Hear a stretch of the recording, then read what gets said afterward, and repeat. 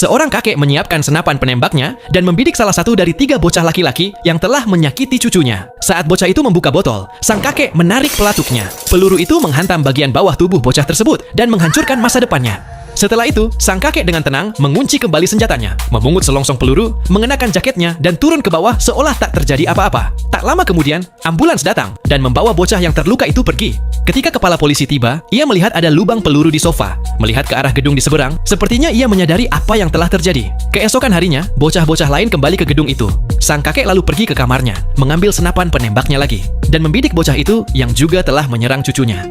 Bocah itu sedang duduk di dalam mobil barunya, sambil memutar musik. Sang kakek lalu membidik tangki bensin dan menembaknya. Mobil itu pun seketika meledak. Bocah itu lalu terbakar parah dari pinggang ke bawah, dan mobil barunya hancur.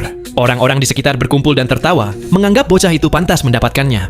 Setelah 2 insiden mencurigakan tersebut, kepala polisi mulai curiga bahwa sang kakek veteran bernama Ivan mungkin terlibat. Ia memperingatkan putranya agar tetap di dalam rumah dan menjauh dari jendela. Bocah itu segera memindahkan tanaman untuk menutupi pandangan, menutup semua tirai, dan duduk di sofa sambil ketakutan untuk bergerak. Kepala polisi datang bersama timnya untuk menggeledah kamar. Mereka memeriksa setiap sudut, tapi tidak menemukan sesuatu yang mencurigakan. Saat ia mulai frustasi, seseorang mengetuk pintu. Ternyata, itu adalah bibi si gadis yang datang untuk mengambil kuncinya.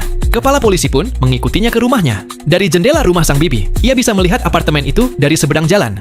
Sementara itu, sang kakek berkeringat gugup saat polisi membuka loker miliknya. Tetapi loker itu kosong. Ia kebingungan dan bertanya-tanya, kenapa senapan yang ia sembunyikan itu bisa menghilang?